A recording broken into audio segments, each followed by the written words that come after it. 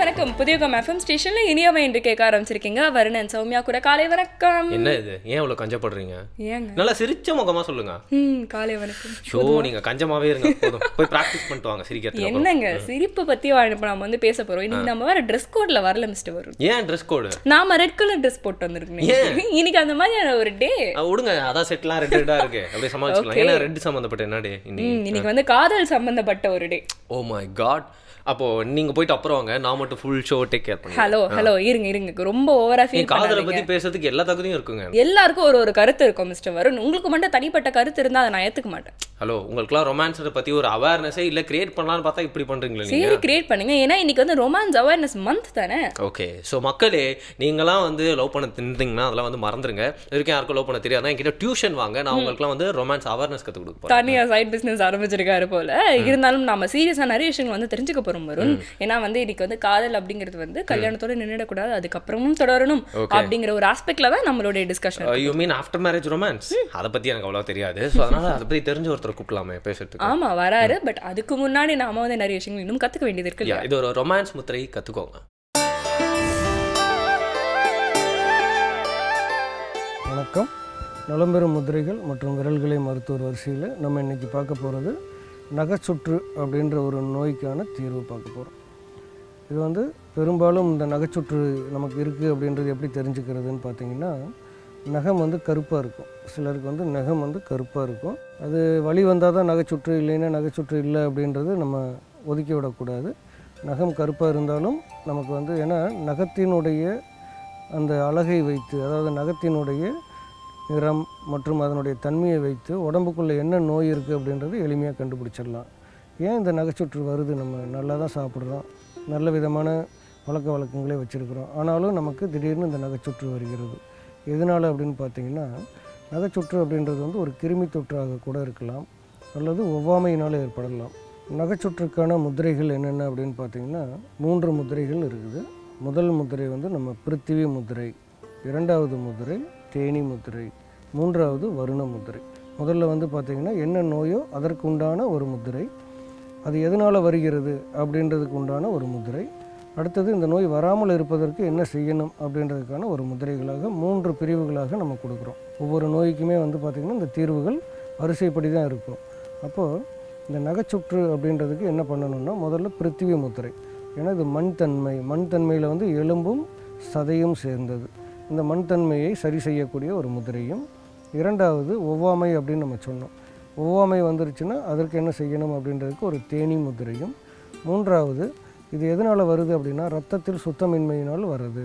அப்போ ரத்தம் சுத்தமாக நல்ல ரத்தமாக இருந்துச்சுன்னா நமக்கு இந்த மாதிரி கிருமி தொற்றுகள்லாம் வர்றதுக்கு வாய்ப்பு இல்லை. அதற்காக வருண முதிரை அப்படின்ற ஒரு முதிரையும் வரிசைப்படி ஒவ்வொன்றாக செய்ய வேண்டும். முதல்ல இப்போ பிருத்திவி முதிரை எப்படி செய்ய போகிறோம் பாருங்கள். உங்களுடைய 2 கைகளிலும் மோதிர விரல் நுனியில் பெருவிரல் நுனியை தொட்டு ஒரு வட்ட வடிவத்தை உருவாக்குறீங்க. ரொம்ப இறுக்கமாக பிடித்து கைகளில் வலி வர்ற மாதிரி பண்ணிடக்கூடாது. மெதுவாக தொட்டு இந்த இரத்த ஓட்டத்தை வந்து நம்ம ஒரு முழுமை பெற செய்தால் போதும். அதுதான் இந்த வட்ட வடிவம் உருவாக்குதல் அப்படின்றது 2 கைகளிலும் செய்ய வேண்டும். இது வந்து பிருத்திவி முதிரை அப்படின்னு சொல்லக்கூடியது. மண் தன்மையும் நெருப்புத்தன்மையும் ஒன்றோடு ஒன்று இணைத்து ஒரு வட்ட வடிவத்தை உருவாக்கி மற்ற விரல்களை நீட்டி வைத்திருக்க வேண்டும். இரண்டாவது முதிரை தேனி முதிரை. உங்களுடைய ஆள்காட்டி விரலை மடித்து சுருட்டி அப்படியே பெருவிரலினுடைய அடியில் அப்படி வைக்கணும். பாருங்கள், சுருட்டி பெருவிரலினுடைய அடியில் அப்படி வைக்கிறீங்க. பெருவிரலினுடைய நுனியை கொண்டு வந்து நடுவிரலினுடைய முதல் ரேகையினுடைய பக்கவாட்டில் வச்சு ஒரு துடிப்பை உணர வேண்டும். இது இரண்டாவது முதிரை. மூன்றாவது முதிரை வருண முதிரை. சுண்டு விரல் நுனியை அப்படி பெருவிரல் நுனியில் தொட்டு மற்ற 3 விரல்களும் அப்படி நீட்டி இருக்க வேண்டும். இந்த முதிரை வந்து வருண முதிரை. இப்படி 3 முதிரைகளையும் ஒன்றன் பின் ஒன்றாக வரிசைப்படி 20-20 நிமிடம் செய்ய வேண்டும். அடுத்தது பார்த்திங்கன்னா, இந்த மாதிரி நகைச்சுற்று வந்துருச்சுன்னா நம்மக்கிட்ட இருக்கக்கூடிய பாரம்பரியமான ஒரு பழக்கம் என்ன அப்படின்னா, எலும்புச்சம்பழத்தை வந்து நடுவில் ஓட்டை போட்டு அந்த நகைச்சுற்று இருக்கக்கூடிய விரலில் சொருகி வைக்கிறது. இது ஒரு அருமையான ஆன்டிபயாட்டிக் சிஸ்டம், நோய் எதிர்ப்பு சக்தியை அதிகம் பண்ணக்கூடிய ஒரு முறை. இரண்டாவது பார்த்திங்கன்னா, இந்த வராமல் இருக்கிறதுக்கு என்ன பண்ணணும், பொதுவாக வெயில் காலங்களில் மருதாணி வைக்கும் பழக்கம் அப்படின்னு ஒன்று இருக்குது. இது ஆண்களும் வைக்கலாம், பெண்களும் வைக்கலாம். பெண்களுக்கு உண்டானது அப்படின்னு மட்டும் கிடையாது. இப்போ இந்த மருதாணியை வந்து நம்ம வெயில் காலங்களில் ஒவ்வொரு மாதமும் அந்த சித்திரை மாதங்களில் நம்மளுடைய கை விரல் நகங்களுக்கு மருதாணி போடும் பழக்கம் நம்ம உருவாக்கி கொள்ள வேண்டும். அப்படி மருதாணி வச்சு பழகணும் அப்படின்னா அந்த வருடம் முழுவதும் நம்மளுடைய நகம் ஆரோக்கியமாக இருக்கும். இது ஒவ்வொரு வருடமும் நம்ம தொடர்ந்து செஞ்சுட்டு வர நகம் வந்து எப்பொழுதுமே ஆரோக்கியமாக இருக்கும். நான் ஏற்கனவே முதல்ல என்ன சொன்னேன், நகம் ஆரோக்கியமாக இருந்தால் நம்ம உடம்பு ஆரோக்கியமாக இருக்குன்றது அர்த்தம். எனவே நகத்தை பேணி காத்து நலமான வாழ்க்கை அமைய வாழ்த்துகிறேன். மீண்டும் சந்திப்போம். நன்றி, வணக்கம். சூப்பர். இது ரொமான்ஸ் முத்திரை தான். ஆனா நான் எல்லாருக்கும் இன்னொரு ரொமான்ஸ் முத்திரை கத்து கொடுக்குறேன். இது பேர் வந்து ஹார்ட் பீட் முத்திரை. ஓகே. இந்த ஹார்ட் பீட் முத்திரையில கையை நீங்க இப்படி வச்சுட்டு கண்ணை மூடி கேட்டீங்கன்னா உங்க பேரே உங்களுக்கு திருப்பி கேட்டுச்சுன்னா நீங்களும் யாரையும் லவ் பண்ணல, உங்களையும் யாரையும் லவ் பண்ணலாம்னு அர்த்தம். இதெல்லாம் நீங்க எங்க இருந்து பிடிக்கிறீங்க? நானே சும்மா ஒரு 5 நிமிஷம் யோசிச்சு ஏதாவது ஒன்று வந்து சொல்லிடுறது. இந்த பையன் சொல்றதெல்லாம் நம்பாதீங்க, ரொம்ப தப்பா வந்து பேசிட்டு இருக்கான். இன்னொரு முத்திரை கத்து கொடுக்குறேன். இல்ல ப்ளீஸ், நான் ஒரு பிரேக் போயிட்டு வந்தேன். புதிய FM ஸ்டேஷன்ல இது இனிய வைப் என்று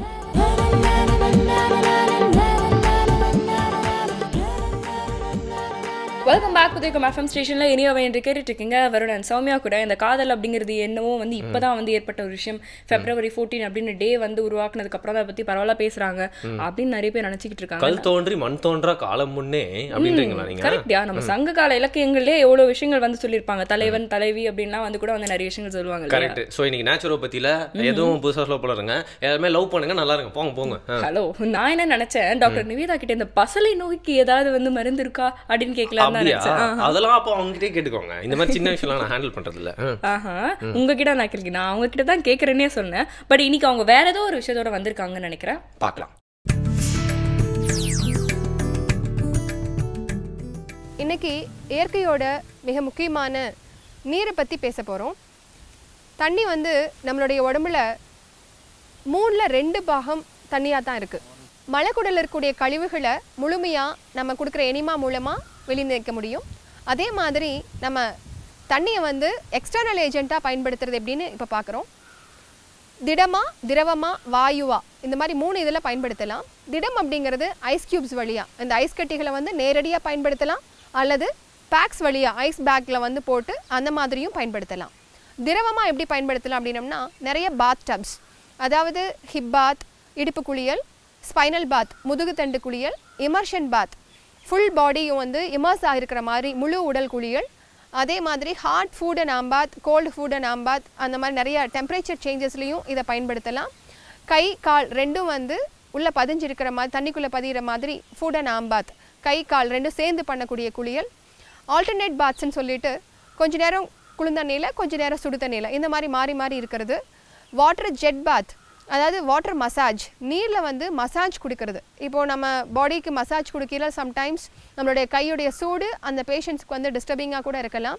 ஆனால் இந்த வாட்டர் மசாஜ் கொடுக்கல பர்டிகுலர் அந்த அக்குபங்க்சர் பாயிண்ட்ஸ், வர்மா பாயிண்ட்ஸ், நாடிகள் இதெல்லாமே வந்து ஸ்டிமுலேட் பண்ணுறதுக்கு ஒரு மிகப்பெரிய உதவியாக இருக்கும். அதே சமயத்தில் பாடியில் டெம்பரேச்சர் சேஞ்சஸும் நடக்காது. பாடிக்கு கூலிங் எஃபெக்டும் கிடைக்கும், மசாஜோட எஃபெக்டும் கிடைக்கும். இந்த மாதிரி திரவமாக பயன்படுத்தலாம். திடமாக பயன்படுத்துறது, திடமாக வந்து ஐஸ் கட்டியாக பயன்படுத்த சொன்னேன். வாயுவாக பயன்படுத்துறது வந்து steam bath, facial steam or full பாடிக்கும் ஸ்டீம் பாத் எடுக்கிறது, சோனா பாத் எடுக்கிறது. பர்டிகுலர் பார்ட்டில் மட்டும், இப்போ வந்து முதுகில் மட்டும் எனக்கு பெயின் இருக்குது அந்த இடத்துல ஸ்டீம் கொடுக்கறது, காலில் வலி இருக்குது அந்த இடத்துல ஸ்டீம் லோக்கலைஸ் ஸ்டீம், இந்த மாதிரி ஒவ்வொரு விதமாகவும் நம்ம தண்ணியை வந்து பயன்படுத்த முடியும். அடுத்ததாக பேக்ஸ் மாதிரி பயன்படுத்தலாம். இப்போ டெம்பரேச்சர் சேஞ்சஸில் கூட நம்ம வாட்டரை பயன்படுத்தலாம். அதாவது கோல்டு வாட்டர் வயிற்று மேலேயும் ஹாட் வாட்டர் முதுகு பக்கத்துலையும் வைக்கிறது மூலமாக ரெட்ரோஸ்டாட்டிக் எஃபெக்ட்னு சொல்லுவோம். அதாவது நம்ம பர்டிகுலர் எந்த உறுப்பை வந்து நம்ம ஸ்டிமுலேட் பண்ணணும்னு நினைக்கிறோமோ அந்த உறுப்பு இருக்கக்கூடிய பாகத்தை, இப்போ உதாரணத்துக்கு கல்லீரல் வந்து நான் பலப்படுத்தணும்னு நினைக்கிறேன். அப்போ கல்லீரல் இருக்கிற இடத்துல வந்து சுடு தண்ணி பையையும் அதுக்கு நேர் பின்னாடி வந்து கோல்டு வாட்டரையும் பயன்படுத்துறது மூலமாக கல்லீரலுக்கு வந்து நல்ல இரத்த ஓட்டம் கிடைக்கப்பெற்று கல்லீரல் வந்து நல்லா அதாவது அதோடைய பணியை வந்து நல்லா செய்ய முடியும். அதே மாதிரி மண்ணீரல், அதாவது ஸ்டொமக் ரீஜியனில் பண்ணக்கூடிய stomach bag, gastro hepatic bag, kidney bag, இந்த மாதிரி பேக்ஸ் மூலமாகவும் நம்ம தண்ணியை வந்து பயன்படுத்தலாம். அடுத்து நேரடியாக ஈரப்பட்டி போடுறது. இப்போது முழங்காலுக்கு வந்து ஈர துணியை சுற்றுறது மூலமாகவும் அல்லது பர்டிகுலர் ஏரியாக்களில் துணிகள் சுற்றுறது மூலமாகவும் தண்ணியில் நினச்சி அந்த துணி சுற்றுறது. இது நம்ம அந்த காலத்துலேருந்து நம்ம எல்லாத்துக்கும் தெரிஞ்ச முறை தான், ஒத்தடம் கொடுக்கறதுன்னு சொல்லுவோம். இப்போ எங்காவது ஒரு பக்கம் வலி இருக்குது அப்படின்னம்னா சுடு தண்ணியில் வந்து அந்த ஒரு துணியை நினச்சி அந்த இடத்துல ஒத்தடம் போடுவோம். காய்ச்சல் வந்துச்சு அப்படின்னம்னா குளிர்ந்தண்ணியில் துணியை நினச்சி நம்ம வந்து பத்து போடுவோம், நெத்திக்கு போடுவோம், கண்ணுக்கு போடுவோம். அதே மாதிரி ரப்பிங், நம்மளுடைய காய்ச்சல் இருக்கிற சமயத்தில் குளிக்க முடியாது அப்படிங்கிறப்போ ஸ்பாஞ்ச் பாத் கொடுப்போம். இந்த மாதிரியெல்லாம் தண்ணியை ஒவ்வொரு விதமாக நம்ம பயன்படுத்தி தேவையான பலனை நம்ம அடைய முடியும். டாக்டர் நிவேதா நான் உங்களை கண்டிப்பாக மீட் பண்ணி ஆகணும்னு நினைக்கிறேன். ஏன்னா நீங்கள் இவ்வளோ சீரியஸாக விஷயங்கள் சொல்லிருக்கும் போது சௌமியா என்கிட்ட சொல்கிறாங்க, நேச்சுரலாக யாராவது லவ் பண்ணி கல்யாணம் பண்ணிட்டா அது பேர் வந்து நேச்சுரோபதியா. இது உன்னோட டயலாக். உடனே வந்து என்கிட்ட வந்து எடுத்துட்டு வந்து பத்தியா இந்த மாதிரி எப்படி தான் எப்போ பார்த்தாலும் வந்து போய் சொல்லிட்டே இருக்கா. முதல்ல அதுக்கு ஏதாவது மருந்து கண்டுபிடிக்கணும். வரும் ரொமான்ஸ்ல போய் வந்து ஒரு தப்பே இல்லைன்னு சொல்லிட்டு எழுதி வச்சிருக்காங்களே. இப்படி எல்லாம் ரூல்ஸை வந்து பிரேக் பண்ணுங்கப்பா. இருந்தாலும் நம்ம நிறைய விஷயங்கள் இன்னைக்கு வந்து கரெக்டா வந்து ஒரு புரிதலோட வந்து நம்ம தெரிஞ்சுக்க போறோம் அப்படின்னு வந்து சொல்லலாம் இல்லையா. பட் அதுக்கு முன்னாடி நம்ம கெஸ்ட்டும் வந்துடணும். ஸோ ஒரு சின்ன பிரேக் எடுத்துட்டு வந்துடலாம். சூப்பர் டன் புதுயுகம் எஃப்எம் ஸ்டேஷன்ல அது இனியவை இன்று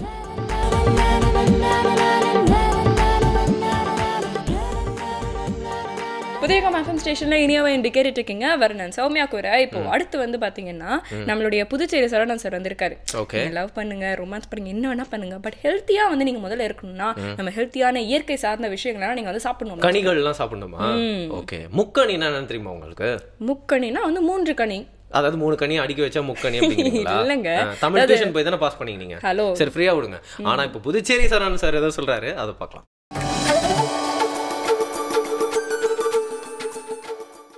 அனைவருக்கும் வணக்கம். இன்றைய பசுமை உணவுகள் பகுதிக்கு உங்களை வரவேற்பது மகிழ்ச்சி அடைகிறேன். இன்றைக்கி நம்ம செய்ய போகிற உணவு முக்கணி சுவை ஜூஸ். இது செய்கிறதுக்கு முன்னாடி என்ன தேவைன்னு பார்க்கலாம்.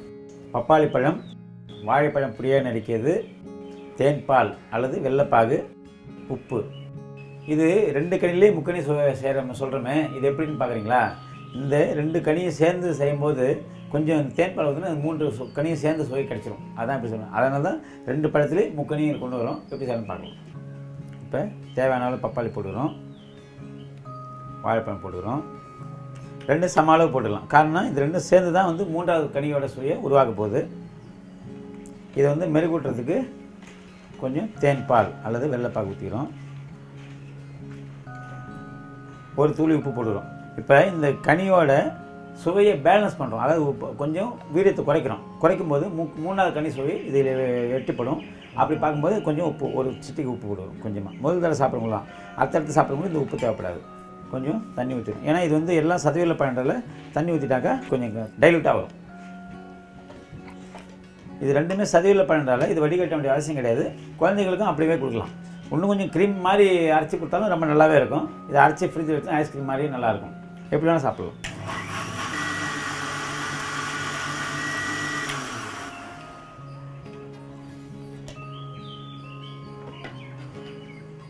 முக்கணி சுவை நீர் ஜூஸ் தயாராக இருக்குது. இது வந்து 2 பழத்தை வச்சு எப்படி முக்கணி சுவை பண்ணோம் அப்படின்னாக்கா, இந்த தேன் பால் உப்பு கலக்கும்போது 3வது சுவை இதை கூட்டி கொண்டு வந்து கொடுத்துருது.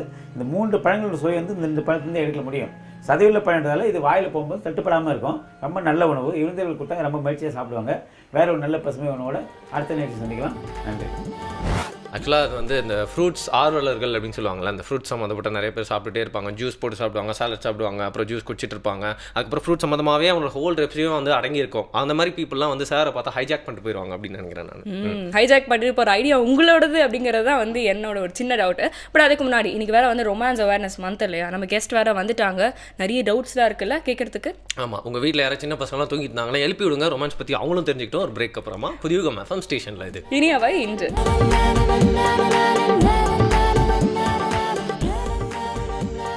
வெல்கம் பேக் புதிய எஃப்எம் ஸ்டேஷனில் இனியவை இன்று கேட்டுருக்கீங்க. தொடர்ந்து பேசிட்டு இருக்கோம் Soumya and Farun. Romance awareness.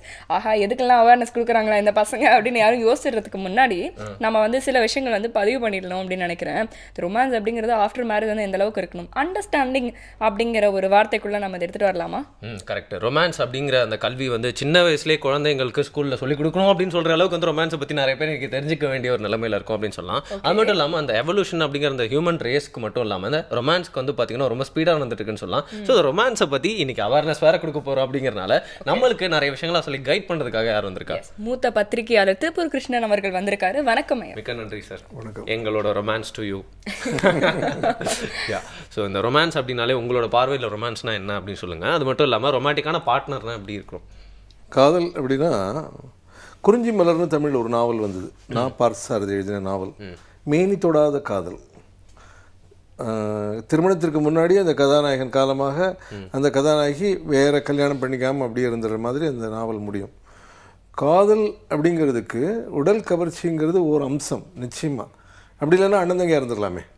ஆனால் உடல் கவர்ச்சி அப்படிங்கிற அந்த கூரையின் தாண்டின ஒரு அன்பு, ஒரு பாசம், ஒரு பிரியம், இதெல்லாம் அந்த ஆணுக்கும் அந்த பெண்ணுக்கும் இருக்குமானால்தான் அந்த காதல் நீடிக்கும். சார் அதெல்லாம் ரொமான்ஸே இல்லையே சார். அதெல்லாம் தான் ரொமான்ஸ். உண்மையான காதல் அப்படிங்கிறது காதல்ங்கிற எல்லையை தாண்டி பாசமாக வளர்கிறப்ப தான் காதல் ஆழமாகுது. அதனால் வெறும் உடல் கவர்ச்சி சரியான காதல் அல்ல.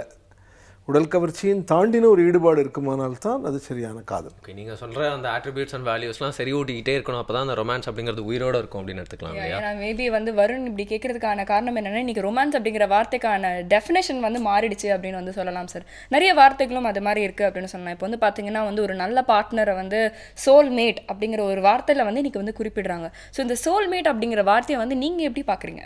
சோல்மேட்ங்கிறது நீங்கள் மொழிபெயர்த்தீங்கன்னா ஆத்மார்த்தமான ஒரு தோழர், ஒரு தோழமை. அதுதானே அந்த அற்புதமான காதல் திரைப்பாடல் கண்ணதாசன், நான் பேச நினைப்பதெல்லாம் நீ பேச வேண்டும். அதில் ஒரு வரி வரும், மனதாலும் நினைவாலும் தாயாக வேண்டும், மடி மீது விளையாடும் சேயாக வேண்டும். காதலினுடைய முதிர்ச்சியில் கணவன் மனைவி ஒருவருக்கொருவர் ஒரு தாய்ப்பாசத்தை பகிர்ந்துக்குவாங்க. அதுதான் ஒரு வளர்ந்த காதலுடைய முதிர்ந்த நிலையில் கணவன் தன்னுடைய மனைவியை முதல் குழந்தையாக நினைப்பான். அதுதான் சரியான காதலாக இருக்க முடியும். அதனால் சோல்மேட் அப்படின்னு வர்றப்பவே சோல்ங்கிறது உடலை தாண்டின விஷயம்.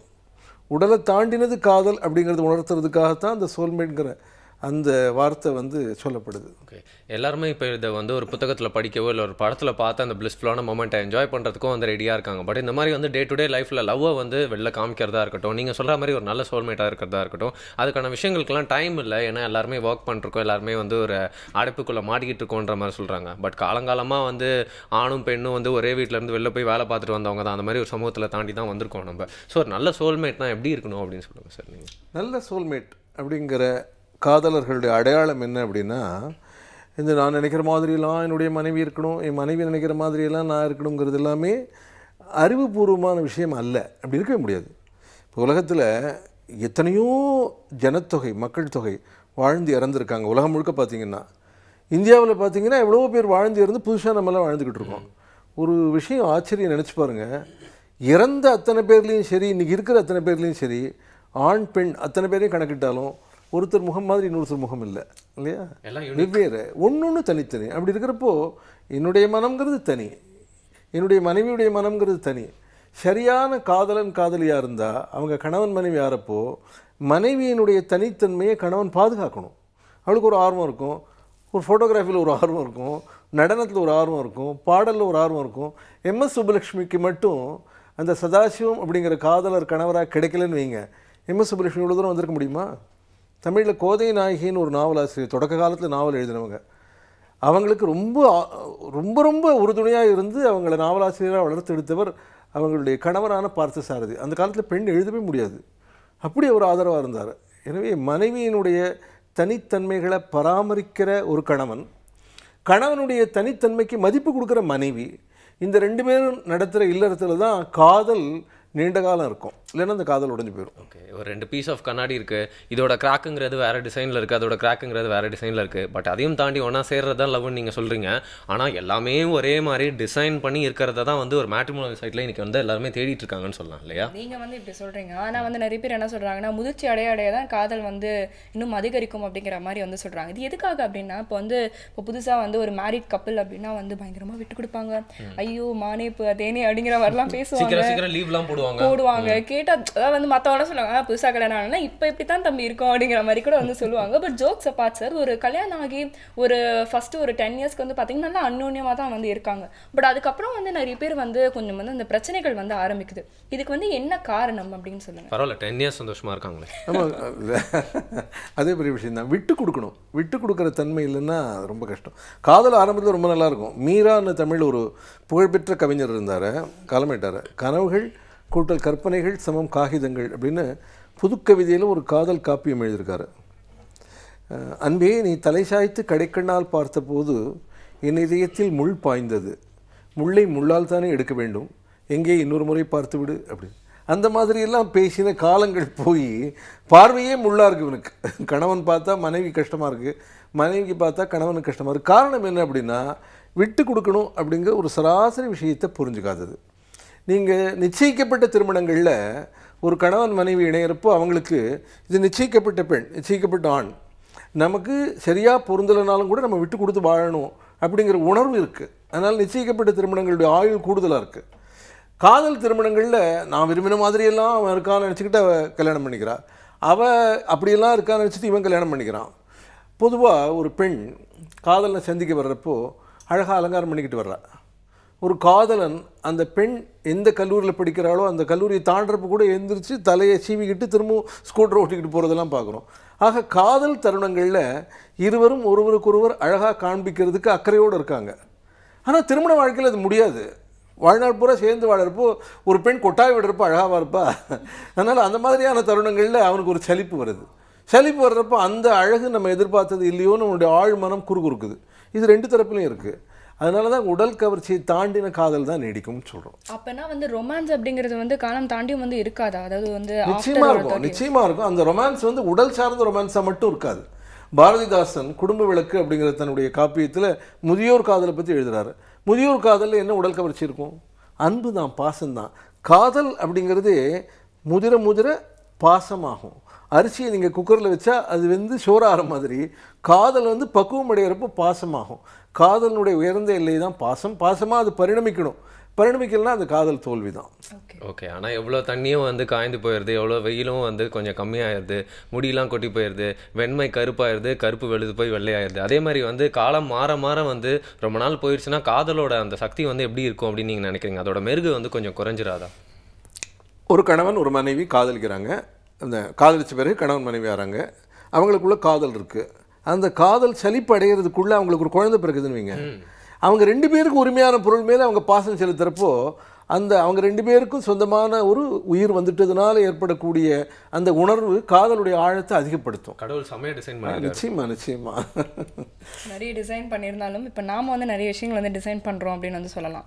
வந்து முன்ன வந்து இந்த காதல் கடிதங்கள்லாம் வந்து எழுதுவாங்க. அதை வந்து படிக்கிறதே வந்து அதெல்லாம் வந்து சேர்த்து வைப்பாங்க. அந்த மாதிரியான விஷயங்கள் தாண்டி இப்போ வந்து கொஞ்சம் இப்போ ஃபேஸ்புக், வாட்ஸ்அப் அப்படின்னு சொல்லிட்டு ரொம்ப வந்து நெருக்கமாகறதுக்கான வாய்ப்புகள் வந்து வந்துடுச்சு. அதுக்கப்புறம் என்ன பண்ணலாம் அப்படின்னு யோசிக்கும்போது இந்த சர்ப்ரைஸ் கொடுக்குற கல்ச்சர் இன்னைக்கு வந்திருக்கு இல்லையா? நிறைய பேருக்கு வந்து சர்ப்ரைஸாக மெசேஜ் அனுப்பிச்சாலே ரொம்ப சந்தோஷமாயிராங்க இல்லையா? நான் எவ்வளோ கஷ்டப்பட்டு உனக்காக மெசேஜ்லாம் அனுப்பிச்சிருக்கேன் அப்படின்னு சொல்லிட்டு. ஓகே. ஆனால் வந்து இன்னைக்கு இந்த சர்ப்ரைசஸ் அப்படிங்கிறதுக்கும் ரொமான்ஸ் அப்படிங்கிறதுக்கும் வந்து எந்த அளவுக்கு ஒரு கனெக்டிவிட்டி இருக்குது அப்படிங்கிறத பற்றி நீங்கள் சொல்லுங்கள். எதிர்பாராத நேரத்தில் தன்னை நேசிக்கிற ஒரு உயிர் காதலனோ காதலியோ திடீர்னு வந்து சந்திக்கிறப்போ, அல்லது நான் ரொம்ப மதிக்கிறேன் அப்படின்னு சொல்லி பேசுகிறப்போ, அல்லது ஒரு பரிசு பொருளை கொடுக்குறப்போ அது வந்து ஒரு சந்தோஷத்தை ஏற்படுத்துது.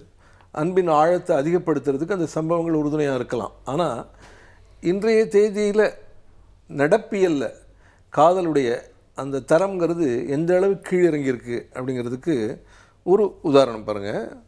ஒரு பெண் வந்து தன்னுடைய காதலனுக்கு கடிதம் எழுதுகிறா. 4 நாள் முன்னாடி உங்களை நான் சந்தித்தப்போ நம்ம 2 பேருக்குள்ள வாக்குவாதம் வந்தது. நான் உங்களை தாறுமாறாக பேசினது மட்டும் இல்லாமல் ஏதோ ஒரு சந்தர்ப்பத்தில் உங்கள் கன்னத்தில் ஒரு அறை கூட கொடுத்துட்டேன். இப்போ வந்து நான் திரும்பி வந்து யோசித்து பார்த்தேன். என்னுடைய மனம் ரொம்ப வருத்தப்படுது. அந்த மாதிரி நடந்துக்கிட்டதுக்காக மன்னிப்பு கேட்டுக்கிறேன். உங்களை நான் என்றும் மறவேன், நீங்களும் என்னை என்றும் மறக்கக்கூடாது. இப்படிக்கு காதலின் கையெழுத்து போட்டு பின் குறிப்பு, 2 நாள் முன்னால் தான் செய்தி கேள்விப்பட்டேன், லாட்டரியில் உங்களுக்கு 1 கோடி ரூபாய் பரிசு கிடைத்தது, வாழ்த்துக்கள். அப்போது காதலினுடைய காதலனுடைய காதல் எல்லாமே பொருளாதார சம்பந்தப்பட்ட ஒரு நடப்பியல் இப்போ ஓடிக்கிட்டு இருக்கு. ஜாதகம் பார்த்து செய்யப்படுற கல்யாணங்களில் கூட என்னுடைய உறவு நண்பர்கள் வட்டத்தில் 2 பேருடைய ஜாதகம் ஒரு பெண்ணுக்கு சேர்ந்துருக்குன்னு வைங்க.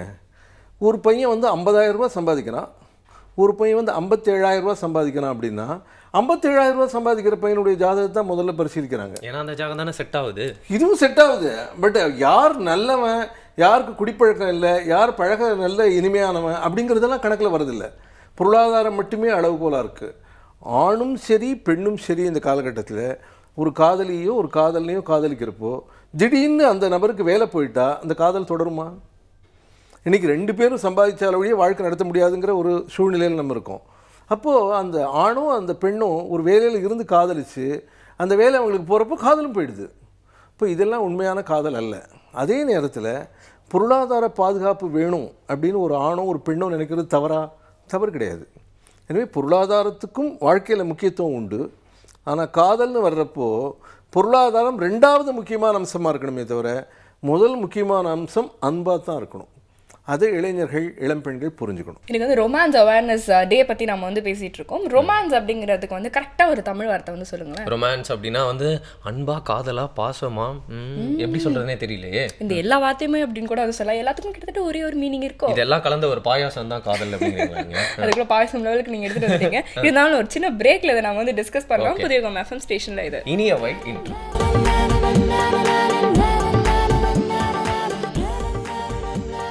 Welcome back again. இனியவா இந்த நிகழ்ச்சியை புதிய FM ஸ்டேஷனில் எல்லாருமே என்ஜாய் பண்ணிருக்கீங்க. இன்னைக்கு ரொமான்ஸ் அவேர்னஸ் மந்த் அப்படிங்கிறனால ரொமான்ஸ் அப்படிங்கிறது ரொம்ப ஜாலியாக இருந்துட்டு அதுக்கப்புறம் வந்து போகிற போக்கில் ஹாப்பிலி எவர் ஆஃப்டர் மாதிரி இல்லை, அதுக்கப்புறம் தான் நிறைய விஷயங்கள் ஆரம்பிக்குது அப்படிங்கிறத கொஞ்சம் மெச்சூர் தாட் வந்து புரிஞ்சுக்கிற மாதிரி இருக்கு இல்லையா இன்னைக்கு டாபிக். நீங்கள் வந்து சொன்ன மாதிரி இப்போ நிறைய திரைப்படங்கள்லாம் வந்து பார்த்தீங்கன்னா வந்து காதலர்கள் கல்யாணம் பண்ணிக்கிறதோட வந்து படத்தை முடிச்சிடுவாங்க, ஹாப்பி எண்டிங் அப்படிங்கிற மாதிரி. பட் அது வந்து எண்டிங் கிடையாதுப்பா. உண்மையாவே அதுக்கப்புறம் தான் வந்து நிறைய ஸ்டோரி இருக்கு. அங்கதான் ஹாப்பினஸோட எண்டிங்கிறீங்களா நீங்க? ஆஹா, நீங்க என்னங்க கான்ட்ரவர்சியெல்லாம் பேச ஆரம்பிச்சிருங்க. பட் அதுக்கு நம்ம நிறைய விஷயங்கள் வந்து கேட்க வேண்டியது இருக்கு, தொடர்ந்து பேசலாம். பொதுவாக வந்து சொல்லுவாங்க, ஒரு அழகான பொண்ணை பார்த்து வந்து அழகுக்காக வந்து காதலிக்கலாம், ஆனால் நாளைக்கும் அந்த பொண்ணை போய் நம்ம பார்க்கறதுக்கான காரணம் வந்து அந்த அழகாக இருக்கவே கூடாது. உண்மையான காதல் அப்படிங்கிறது அழகை சார்ந்தது மட்டும் இல்லை அப்படின்னு சொல்லுவாங்க. அழகை தாண்டி தான் காதல் வரணும். கண்டிப்பாக அழகு காதலுக்கு வேணா ஒரு துணையாக இருக்கலாமே தவிர, ஆனால் காவிய காதல், தெய்வீக காதல் அப்படிலாம் சொல்கிறாங்களே தவிர, ஒரு மாறுகண் உள்ள பெண்ணையோ அல்லது ஒரு பல் துருத்திட்டு இருக்கிற ஒரு பெண்ணையோ எந்த ஆளாவது காதலிக்கிறானா?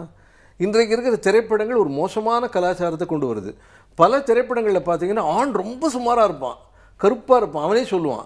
ஆனால் அவன் அழகான சிவந்த பெண்ணை காதலிப்பான், அவளும் அவனை காதலிப்பான். ஆனால் இயற்கையில் பெரும்பாலும் அப்படி இருக்காது.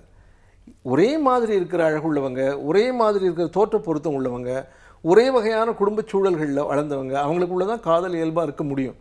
அதனால் இந்த திரைத்துறை காண்பிக்கிற காதல், எழுத்தில் வரக்கூடிய காதல், இதிலெல்லாம் பல மாயத் தோற்றங்கள் இருக்குது அப்படிங்கிறத இன்றைக்கு காதலிக்கிற இளைஞர்கள் இளம்பெண்கள் உணர்ந்தால் தான் உண்மையான காதலை நோக்கி அவங்க போக முடியும். ட்ரூ. அதை வந்து நம்ம நம்ப ஆரம்பிச்சிட்டோன்னா அது நம்மளுக்கே தெரியாம ஒரு சோஷியல் டேஞ்சரில் கொண்டு போய் விட்டுரும் அப்படின்னு சொல்லலாம். அண்ட் இந்த சர்ப்ரைசஸ் அப்படிங்கிறது வந்து லவ்வில் வந்து ஒரு பெரிய வார்த்தை அப்படின்னு சொல்லலாம். ஒரு பையன்கிட்ட கேட்டாங்களா, உங்கள் கேர்ள் ஃப்ரெண்ட்ஸ் உங்களுக்கு நிறையா சர்ப்ரைஸ் கொடுப்பாங்களா? கேர்ள் ஃப்ரெண்ட்ஸ்னு சொல்லிட்டு உங்கள் கேர்ள் ஃப்ரெண்ட் நிறையா சர்ப்ரைஸ் கொடுப்பாங்களா? நிறையா கொடுப்பாங்க. அவங்க கொடுத்ததுல பிடிச்ச சர்ப்ரைஸ்னா அது அவங்க கல்யாணம் பண்ணிக்க போகிற பையனை வந்து இன்ட்ரடியூஸ் பண்ணி வச்சாங்க அப்படின்னு சொன்னார். ஸோ இந்த மாதிரி வந்து நிறைய விஷயங்கள் இருக்கும். அதே மாதிரி கிஃப்ட் சார், எவ்வளோ பெரிய பிரச்சனை வேணால் பண்ணிடலாம். நம்பி கிஃப்ட் மட்டும் கரெக்டாக வாங்குறதுக்கான அந்த காசு மட்டும் இருந்துட்டா போதும், சூப்பரான கிஃப்ட்டை வாங்கி கொடுத்துட்டா எல்லாமே சரியாயிரும் அப்படின்னு சொல்லலாம். அது வந்து ஒரு சிமெண்ட் மாதிரி பூசி மொழிகலாம். ஸோ அந்த கிஃப்ட் அப்படிங்கிறது வந்து ஒரு ரிலேஷன்ஷிப்குள்ள எந்த அளவுக்கு ஒரு ஸ்ட்ரென்த் இருக்குது. இதெல்லாம் இப்போ வந்து கலாச்சாரம். என்னுடைய தந்தையார் 96 வயசு இருந்தார், எங்கள் அம்மா 90 வயசு இருந்தாங்க. ஆனந்தமாக தினந்தோறும் சண்டை போட்டுக்கிட்டு சௌக்கியமாக வாழ்ந்தாங்க. காதலன் காதலி கணவன் மனைவி எல்லாம் வெளிப்படையாக சண்டை போடணும். சண்டை போடாமல் புழுங்குறப்போ தான் அது வெடித்து விவாகரத்தில் கொண்டு போய் விடுது. ஒரு கணவனுக்கும் ஒரு மனைவிக்கும் தன்னுடைய கருத்தை வெளிப்படையாக சொல்கிறதுக்கான உரிமை இருக்கணும். அந்த உரிமையை கணவனும் அனுமதிக்கணும். பெரும்பாலான வீடுகளில் மனைவியுடைய கருத்தை சொல்ல உரிமையே இல்லை. அதனால் மனைவி கருத்தை சொல்கிற உரிமையோட கருத்தை சொன்ன பிறகு அப்புறம் ஒரு உடன்பாட்டுக்கு வரலாம். அந்த விஷயத்தை பொறுத்தளவில் ஒரு சமாதானத்துக்கு வரலாம். அப்படி தான் வாழ்க்கை நடத்த முடியும். அப்போல்லாம் முந்தின காலங்களில் யாரும் இந்த பரிசு பொருளை கொடுத்ததே கிடையாது. நான் ஒரு 6 மாதம் முன்னாடி ரயிலில் போகிறப்போ ஒரு அற்புதமான காட்சியை பார்த்தேன். ஒரு பட்டிக்காட்டு கணவன் மனைவி, அவங்க ஒரு காதலிச்சு அத்தை பிள்ளை மாமன் பிள்ளை அப்படி கட்டிகிட்டு இருந்திருக்கணும். அவங்க அந்யோன்யமாக தான் இருந்தாங்க. அந்த மனைவி ஓயாமல் கணவனை திட்டிக்கிட்டுலாம் இருந்தா. இது நீ அங்கே உட்காராது, இங்கே உட்காராது, வேர்க்கடலத்தோட பிரித்து போடாது இப்படிலாம் சொல்லிட்டு இருந்தா. கணவனை ஏதேதோ அவளோட சண்டை போட்டுக்கிட்டு இருந்தா. எல்லோரும் வேடிக்கை பார்த்துக்கிட்டு இருந்தோம். அரக்கோணத்துலேயும் எங்கேயோ வண்டி நின்ன உடனே அந்த கணவன் தண்ணி பிடிக்கிறதுக்காக இறங்கி போனான். வண்டி கிளம்பிடுச்சு, அவன் வரலை. அந்த மனைவி பதறின பதற்றம் எல்லாருக்கும் ஆச்சரியமாக இருந்தது. கணவன் ஓடி வந்தவொடனே அப்படியே கட்டிக்கிட்டா. அப்போ தான் புரிஞ்சுது, ஆழமான அன்பு இருக்கிற இடங்களில் தான் வெளிப்படையான சண்டைகளும் இருக்கும், வெளிப்படையாக சண்டை போடுறதுக்கு உரிமையும் இருக்கும். அது இன்றைக்கி இருக்கிற காதல் தம்பதிகள் உணர்றதில்லை. சண்டை போட்டுக்கலாம். எனக்கு ஒரு தங்க இருக்கா, எனக்கு ஒரு அண்ணா இருக்கான், எனக்கு ஒரு அக்கா இருக்கா, எல்லாரோடையும் நான் சண்டை போடுறேன். ஆனால் அவங்களுடைய உறவை ரத்தா பண்ணிட்டேன். சண்டை போட்டுக்கிட்டே உறவு நீடிக்கிறது இல்லையா? அந்த மாதிரியான உறவு தான் இல்லறம் அப்படிங்கிறத கணவன் மனைவி புரிஞ்சுக்கிட்டாங்கன்னா, சண்டை போடுற உரிமையோட ஒரு நண்பர்னா சண்டை போடுறது இல்லையா என்ன, அந்த உரிமையோட சண்டை போட்டுக்கிட்டு ஆனந்தமாக வாழலாம். அப்படி வாழணுங்கிற பக்குவத்தை பழைய கலாச்சாரம் கற்றுக் கொடுத்தது. இன்றைய கலாச்சாரம் சின்ன சின்ன விஷயங்களுக்கு வழக்கு மன்றங்களுக்கு போகுது சார். ஆனால் நீங்கள் வந்து சொல்கிற ஒரு விஷயத்துலேயே தான் எங்களோட அடுத்த கேள்வி இருக்குது அப்படின்னு வந்து சொல்லலாம். இப்போ நம்ம வந்து ஒரு ஷர்ட் வாங்குகிறோம், அது வந்து நம்மளுக்கு எல்லாம் யாராவது ஒருத்தர் ஷர்ட் வந்து கிஃப்ட் பண்ணுறாங்கன்னு வச்சுக்கோங்களேன். அது நம்மளுக்கு அவ்வளோ பிடிக்கல அப்படின்னாலும் வந்து ஓகே, ஆனால் அவங்க அது வந்து எவ்வளோ அன்பாக நம்மளுக்காக கொடுத்துருக்காங்க அப்படின்னு நம்ம வந்து கன்வின்ஸ் பண்ணிப்போம். ஆனால் இப்போ நிறைய பேர் வந்து ஷர்ட் பிடிக்கலையா தூக்கி போட்டுருணும் அப்படிங்கிற ஒரு மென்டாலிட்டிலேயே இருக்காங்க இல்லையா? என்ன இவ்வளோ ஓப்பனாக சொல்லிட்டீங்க, கொஞ்சம் பூசி மூலவே டீசெண்டாக சொல்லுவீங்க அப்படின்னு பார்த்தா, ஆமாம் சார் அவங்க சொல்ல கரெக்ட் தான். இப்போலாம் வந்து பார்த்தீங்கன்னா அண்டர்ஸ்டாண்டிங் இருந்தால் சண்டை வராது அப்படின்னு சொல்லுவாங்க. ஆனால் ஒரு கணவர் சொல்கிறார் என் ஒய்ஃப் கிட்ட பிடிச்சதே அண்டர்ஸ்டாண்டிங் தான். ஏன் சார் அவ்வளோ அன்பானவங்களா? இல்லைங்க, கரெக்டாக ஆஃபீஸ் கிளம்புற டைம் வரைக்கும் சண்டை போடுவாங்க, திருப்பியும் ஈவினிங் வாங்க சண்டையை திறந்துக்கலாம் அப்படின்னு சொல்லி ஒரு அண்டர்ஸ்டாண்டிங்கோட அனுப்பிச்சு வைப்பாங்க அப்படின்னு சொல்லிட்டு. பட் அந்த சண்டை அப்படிங்கிறது பார்த்தீங்கன்னா ஃபர்ஸ்ட்லாம் அந்த சண்டை சால்வ் பண்ணுறது, அந்த சண்டையை பேசி தீர்த்துக்கிற மாதிரி சார் சொன்ன மாதிரி இருக்கும். பட் இப்போலாம் உடனே வெடுக்கு முடிவெடுத்து டிவோர்ஸ்க்கு போயிடுறாங்களே சார். உண்மையில் முற்றிலும் ஒத்துப்போகிற, என்னுடைய மனப்பான்மை எல்லா வகையிலையும் ஒத்துப்போகிற ஒரு மனைவி எனக்கு கிடைச்சிருந்தா இல்லறம் ஓராண்டில் சலிக்கும் இல்லையா? நம்ம சொல்கிறதுக்கெல்லாம் ஆமாம் ஆமாம் சொல்லிக்கிட்டே இருந்தால் எப்படி வாழ்க்கை நடத்த முடியும்? நண்பர்கள் கிட்ட நமக்கு ஏன் ஒரு ஈர்ப்பு? நம்மளோட விவாதம் பண்ணுறாங்கங்கிறது தானே. அதனால் அந்த விவாதத்தை அனுமதிக்கணும். மனித வாழ்க்கையில் நான் ஜனத்தொகை சொன்னேன்லே, ஒருத்தரும் ஒரு முகம். அது மாதிரி நிச்சயமாக எல்லா வகையிலையும் ஒரு காதலன் போலவே காதலி இருக்க முடியாது, காதலி போலவே காதலன் இருக்க முடியாது. இந்த அடிப்படை உண்மையை உணர்ந்தால் தான் வாழ்க்கை நல்லாயிருக்கும். நீங்கள் ஒரு பெண் எடுத்துக்குவோம். அந்த பெண் வந்து ஒரு அப்பாவோட சந்தோஷமாக வாழ்க்கை நடத்துகிறா. அப்பா அவள் தேர்வெடுத்து இதுதான் என் அப்பான்னு முடிவு செய்யலை. அண்ணன் தம்பி எத்தனை ஆண்களோடு அவள் வாழறா பிறந்த வீட்டில், எந்த ஆணையும் அவள் தேர்ந்தெடுக்கலை. ஆனால் அந்த குணங்களோடு அவள் ஒத்து போய் தான் வாழறா. அப்படி இருக்கிறப்போ இவள் விரும்பி ஒரு ஆணை தேர்ந்தெடுத்து காதலிக்கிறா. அப்படி காதலித்து அந்த காதலனை கட்டிக்கிட்டு அவளோட அவள் ஒத்து போக முடியாமல் அவள் வந்து விவாகரத்துக்கு போகிறா அப்படின்னா அதை விட பெரிய கொடுமை என்ன இருக்குது? அப்போ விட்டு கொடுக்குற குணம் ஆண்கள்கிட்டையும் சரி பெண்கள்கிட்டையும் சரி குறைஞ்சி போனது தான் காதலுடைய சீரழிவு. அதுதான் இல்லறத்துடைய சீரழிவு. இன்னொன்று, நல்ல தம்பதிகள் அடிக்கடி வெளியூர் பயணங்கள் மேற்கொள்ளணும். பல இடங்களுக்கு, பல்வேறு பிரதேசங்களுக்கு போகணும், உறவினர்கள் வீடுகளுக்கு போகணும். அப்படியெல்லாம் போய் பலரை பார்க்குறப்போ, பல புதிய அனுபவங்களை சந்திக்கிறப்போ அவங்க சேர்ந்து நினச்சி பார்க்குறதுக்குரிய விஷயங்களுடைய எண்ணிக்கை அதிகமாகும். அவங்க தனித்தனியாக நினச்சி பார்க்குற விஷயங்கள் இல்லாமல் சேர்ந்து நினச்சி பார்க்குற விஷயங்களுடைய எண்ணிக்கை அதிகமாகிறப்போ இந்த காதல் நீடிக்கும். ஓகே. ஆனால் இந்த ஒரே விஷயம் பண்ணிகிட்டு இருக்கிறது அப்படிங்கிறது தான் ஒரு போரிங் அப்படிங்கிற ஒரு சுச்சுவேஷன் வந்து, போர்டம் அப்படிங்கிறது வந்ததுன்னு நினைக்கிறேன். நீங்கள் சொன்னீங்க நிறைய வெளியூருக்குலாம் போகணும் அப்படின்னு சொல்லிட்டு, அது ஒரு பெரிய ஃபேக்டாக இருக்குது. ஆனால் நிறைய பேருக்கு பண்ணுறதுக்கு டைம் இல்லைன்னு சொல்கிறாங்க. ஏன்னா ஒர்க்கு, குழந்தைய பார்த்துக்கிறது, அப்புறம் வீட்டு சமாச்சாரங்கள், திருப்பியும் ஒர்க்கு, அதுக்கப்புறம் அந்த மாதத்துக்கான பட்ஜெட், இப்படியே போயிட்டுருக்கு. மொனோட்டாமஸாக ஒரே சைக்கிள் அண்ட் ருட்டீனில் போயிட்டுருக்கிறப்போ ஒரு போர்டம் அந்த இடத்துல வந்துடுது இல்லையா, ஒரு வெற்று நிலை வந்துடுது இல்லையா அந்த இடத்துல. அது எப்படி சார் சரி செய்யணும் ஒரு கப்பல்? இது வந்து ஒரு யதார்த்தமான நிலைமை அப்படின்னு நம்ம ஒத்துக்கிட்டால் கூட இது வந்து மனித வாழ்க்கையினுடைய நிலைமை. மனித வாழ்க்கையில் கொஞ்ச காலம் கழித்து ஒரே மாதிரியாக அந்த வாழ்க்கையை சலிக்காமல் இருக்கணும்னா நீங்கள் ஏதாவது ஒரு துறையில் ஆர்வத்தை வச்சுக்கணும். கணவன் மனைவி ரெண்டு பேரும் ஒரே துறை சார்ந்த ஆர்வங்களை வச்சுக்கிட்டு இருந்தால் சிக்கல். இப்போ எனக்கு இலக்கியத்தில் ஆர்வம், என் மனைவிக்கு இலக்கியத்தில் ஆர்வம்னா சண்டை தான் வரும். என் மனைவிக்கு தனியாக ஒரு துறை சார்ந்த ஆர்வம், ஒரு சங்கீதம், எனக்கு இலக்கியம் சார்ந்த ஒரு ஆர்வம். அப்படின்னா இந்த வாழ்க்கையோடையே இந்த ஆர்வமும் சேர்றப்போ என்னுடைய வாழ்க்கை சந்தோஷமாக இருக்கும், என் மனைவியின் வாழ்க்கையும் சந்தோஷமாக இருக்கும். அவளுடைய அந்த ஆர்வத்தை நான் மதிக்கணும், என்னுடைய ஆர்வத்தை அவள் மதிக்கணும்னு அப்படி வாழ்க்கை வாழணும். இல்லைன்னா வாழ்க்கையில் சலிப்பு தான் வரும். வாழ்க்கையில் தாம்பத்திய வாழ்க்கையே நல்ல, பொதுவாகவே மனித வாழ்க்கையில் சலிப்பை நீங்கள் தவிர்க்கணும்னா உங்களுக்குன்னு ஒரு துறையை தேர்ந்தெடுத்து அந்த துறையில் அடுத்து உங்களுடைய ரசனையை வளர்த்துக்கிட்டிங்கன்னா சலிப்பு இல்லாமல் வாழலாம். ரீஇன்வென்ஷன் அப்படின்னு சொல்லுவாங்க. இல்லைன்னா கஷ்டம்தான். கஷ்டம். இந்த ரீஇன்வென்ஷன் அப்படிங்கிறத பற்றி நீங்கள் வந்து சொன்னீங்க இல்லையா சார்? ஸோ வந்து இப்போ வந்து ஒரு திருமண வாழ்க்கை வந்து புதுப்பிக்கணும் அப்படின்னா அதுக்கு என்னென்ன விஷயங்கள்லாம் வந்து செஞ்சுட்டே இருக்கணும்? ஆரம்பத்தில் நீங்கள் வந்து சொன்னீங்க 2 பேரும் சேர்ந்து வெளியூருக்கு வந்து ட்ராவல் பண்ணணும் அப்படிங்கிற மாதிரி. ஸோ இது மாதிரி வேறு என்னென்ன விஷயங்கள்லாம் இருக்குது? நம்ம சேர்ந்து கணவன் மனைவியாக இணைந்து பல்வேறு திருமணங்களுக்கு போகணும். அப்படி திருமணங்களுக்கு போகிறப்போ அந்த திருமண ஜோடி அவங்களுடைய வாழ்க்கை முறை, அவங்க எப்படி திருமணம் பண்ணிக்கிறாங்க அப்படிங்கிறதெல்லாம் கேட்டு அறியணும். அப்படி ஒரு காலத்தில் இப்படிப்பட்ட ஒரு உல்லாசமான புதுமண தம்பதிகளாக தான் நம்ம இருந்தோம் அப்படிங்கிறத நினச்சிக்கிட்டே வர்றதுக்காகத்தான் அந்த 60ஆம் கல்யாணம் 80ஆம் கல்யாணம் இதெல்லாம் வைக்கிறாங்க. நம்முடைய மலரும் நினைவுகளை புதுப்பிச்சுக்கிறதுக்கு.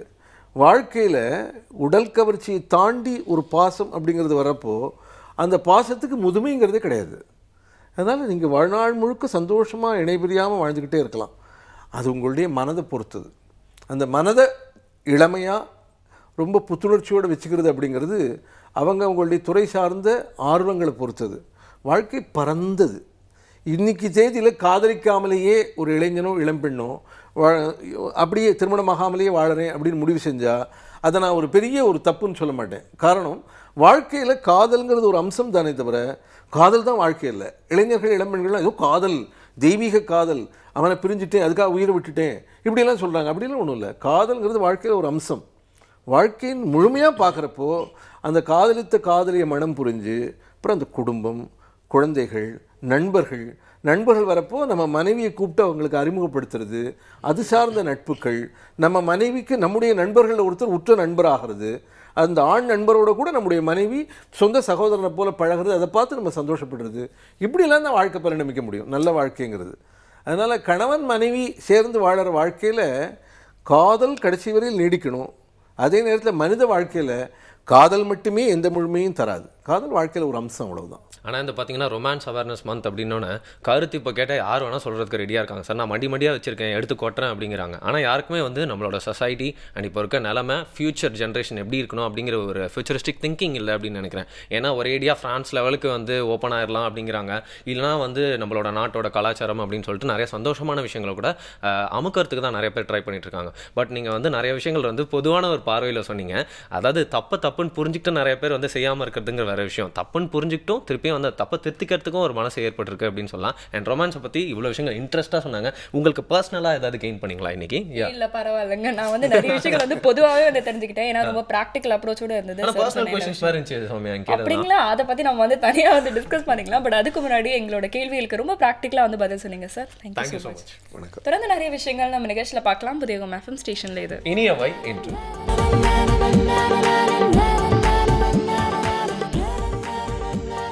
புதியகம் FM ஸ்டேஷனில் இனியவை என்று கேட்டுருக்கீங்க. வேற நான் சௌமியா குரை. இப்போ வந்து அடுத்து நம்ம இரேன்பு சார் வராரு. ஓகேயா, அவர் வந்து பார்த்தீங்கன்னா வந்து ஒரு இன்ட்ரெஸ்டிங் டாபிக் பற்றி தான் வந்து பேச போறாரு. அந்த நறுமணம் அப்படிங்கிறது வந்து வெளியில மட்டும் கிடையாது, நம்மளுடைய உள் மனமும் வந்து நறுமணமா இருக்கு. இதை நான் சொன்னா நிறைய பேர் நம்பவே மாட்டாங்க சௌமியா. ஒரு பையன் வீட்டில் தண்ணி வரலடா, என்னடா அவங்க வீட்டில் எப்படா குளிக்க போறேன்னா ஹப்பா ஸ்ப்ரே நடிச்சுட்டு வெளில கிளம்பிடுறாங்க. அந்த அளவுக்கு வந்து நறுமணத்து மேல எல்லாருமே ஒரு தப்பான புரிதல் வச்சிருக்காங்க. அந்த தப்பான புரிதலை வந்து சரியான புரிதலா மாற்றுறதுக்காக இரேன்பு சார் வந்திருக்காரு. பார்க்கலாம். நம்ம கோயிலுக்கு போகும்போது கொஞ்சம் மலர்கள் எடுத்துகிட்டு போகிறோம். இது எல்லா இடங்கள்லையுமே உண்டு. ஒரு மலர்களையோ நறுமண திரவியத்தையோ எடுத்துகிட்டு போகிறது பல கல்ச்சரில் உண்டு. அப்படி நாம் அந்த மலர்களை எடுத்துகிட்டு போகிறது எதுக்காக அப்படின்னா, கொஞ்சம் மனத்தோடு நாம் போகணும். வழிபடுறதுக்கு போகும்போது கொஞ்சம் நறுமணத்தோடு போகணும் அப்படிங்கிற ஒரு கான்செப்ட் தான். சரி, இது ஏன் இந்த நறுமணம் தேவை அப்படின்னா, நம்ம உடம்புல வந்து நம்ம பார்க்கக்கூடிய ஒரு உடல் இருக்குது, பார்க்க முடியாத ஒரு உடல் இருக்குது. அந்த உடல் வந்து ஒரு சூட்சும உடல். அதுக்கு வந்து எத்தீரியல் பாடி. அந்த எத்தீரியல் பாடியை வந்து ஆக்டிவேட் பண்ணுறதுக்கு தான் நம்ம வந்து மலர்களோடு போகிறோம். இந்த வாசனை வந்து இந்த எத்தீரியல் பாடியை ஆக்டிவேட் பண்ணோம் அப்படின்னு சொல்கிறாங்க. இப்போ இந்த ஊதுபத்தி ஏற்றிட்டு மெடிடேஷன் பண்ணாக்க அந்த எத்தீரியல் பாடி ஆக்டிவேட் ஆகுது. ஹிப்னோட்டைஸ் பண்ணும்போது எத்தீரியல் பாடியை தான் ஆக்டிவேட் பண்ணுறாங்க. இப்போ ஹிப்னோட்டைஸ் பண்ணும்போது ஒருத்தரை வந்து தூங்க வச்சுட்டு அவங்க கையில் பனிக்கட்டியை கொடுத்து நீங்கள் நெருப்பு கட்டியை கையில் வச்சுருக்க அப்படின்னு சொன்னால் கொப்பளமாக வந்துடும் அப்படின்னு சொல்கிறாங்க. இப்போ இந்த ஃப்ராக்ரன்ஸ் அப்படின்னு நாம் சொல்கிறது, இந்த மலர்களோடு போகிறது அப்படிங்கிறது ஒரு வெளியே இருக்கக்கூடிய ஒரு நறுமணம். வெளியே இருக்கிற நறுமணம்ங்கிறது வந்து ஒரு மாயை. இப்போ எந்த பூ வந்து நல்ல வாசனை அடிக்குதோ அதே பூ இன்னும் ஒரு 5 மணி நேரம் கழித்து பார்த்தீங்கன்னா ஒரு கெட்ட ஸ்மெல் வந்துடும், அழுகி போய். இப்போ ஊதுபத்தினா அந்த நேரத்தில் வாசனை வரும். அதுக்கப்புறமேலு வெளியிலேருந்து ஒரு காற்று வந்துச்சுன்னா அந்த ஊதுபத்தி புகை கரைஞ்சி போயிடும். அப்போ வெளியே இருக்கிற நறுமணம்ங்கிறது ஒரு குறியீடு தான். ஆனால் உண்மையிலேயே நம்ம கொண்டு போக வேண்டியது என்னென்னா, உள்ளே வந்து ஒரு நறுமணம் கூடிய ஒரு மனத்தோட, மனம் முழுவதும் நறுமணத்தோடு போகிறது தான் ஒரு முக்கியமான ஒரு விஷயம். இப்போ மங்கள நிகழ்ச்சிகள் அப்படின்னு எதுக்கு போனாலுமே நம்ம வந்து பூவை கொண்டு போகிறது நம்ம நாட்டில் ஒரு பழக்கம் உண்டு. ஒரு குழந்தை பிறந்திருந்தால் பூ கொண்டு போவாங்க. ஒரு கல்யாணம்னா பூ கொண்டு போகிறது வழக்கம். இப்போ அதெல்லாம் விட்டுட்டாங்க, ஒரு காலத்தில் உண்டு.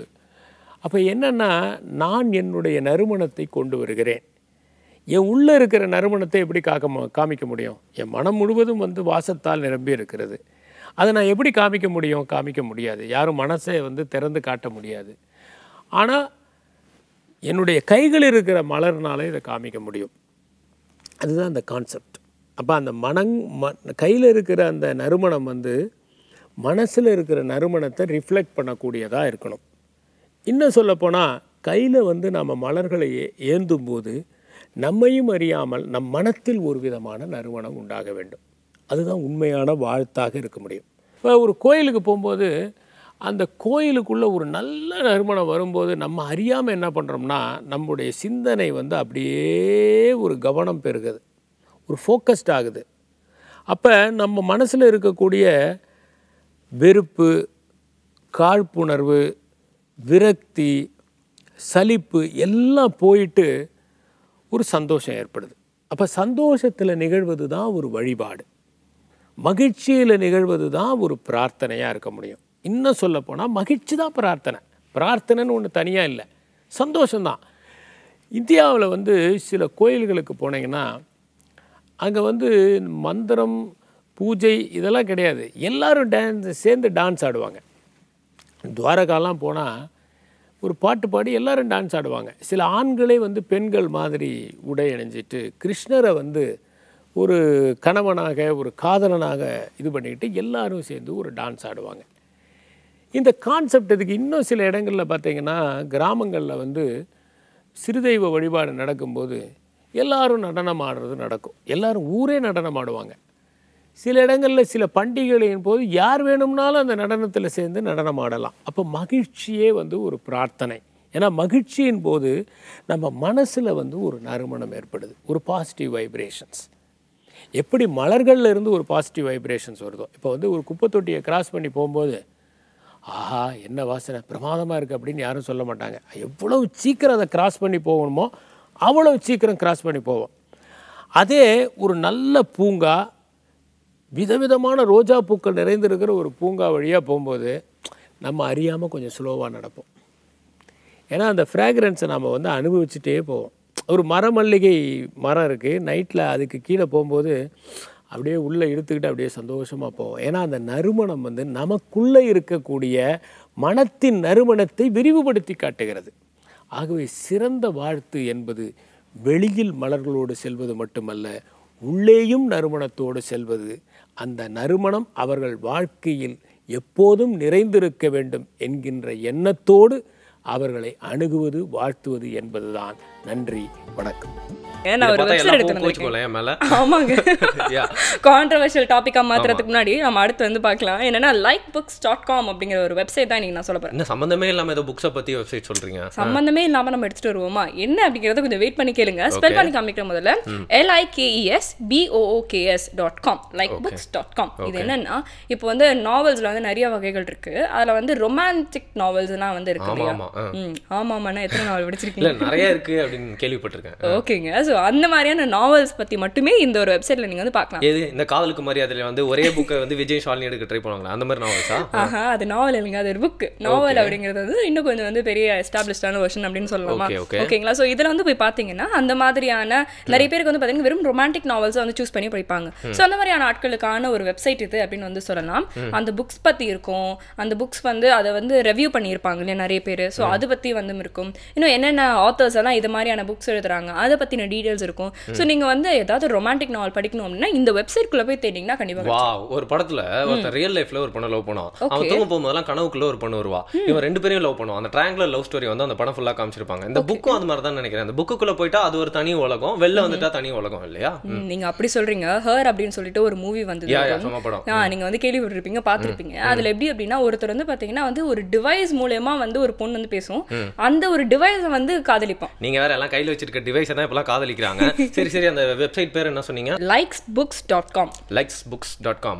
ஓகே, இந்த likesbooks.com பார்த்துட்டு எங்களுக்கு ஒரு லைக் போடுங்க. எப்படின்னா feedback@pudiyugam.tv அப்படிங்கிற மெயில் ஐடிக்கு போயிட்டு நம்ம ஷோ பத்தின கருத்து, நம்ம டாபிக் பத்தின ஒப்பீனியன், இன்னும் எப்படிலாம் வந்து மெருகூட்டலாம் நம்ம ஷோ அப்படின்னு சொல்லிட்டு நீங்க உங்க மனசுல தோணுன என்ன வேணா சொல்லலாம். அது மட்டும் இல்லாமல் இன்னைக்கு பேசின டாபிக் பார்த்தீங்கன்னா காலையில பேசுற பொதுவாக காலையில பேசப்படுற டாபிக் இல்லை அப்படின்னு கூட சொல்லலாம். பட் எனக்குவே நம்ம லைஃப்க்கு தேவையான டாபிக் அப்படிங்கிறனால இந்த ஸ்பெசிஃபிக் டாபிக் பற்றியும் உங்களோட கருத்துக்களும் நீங்கள் அனுப்பலாம். மட்டும் இல்லாமல் டோல் ஃப்ரீ நம்பர் இருக்கு, கால் பண்ணியும் சொல்லலாம். இல்லை ஸ்க்ரீனில் தெரியுற அட்ரஸ்க்கு நீங்கள் தபால் மூலமாகவும் எழுதி அனுப்பலாம். ஏன்னா உங்களுடைய கருத்துக்கள் எங்களுக்கு ரொம்ப முக்கியம். இந்த 3 வழியில் ஏதாவது ஒரு வழியில் வந்து கடைப்பிடிச்சு ட்ரை பண்ணி உங்களோட லவ் எங்களுக்கு சொல்லுங்க.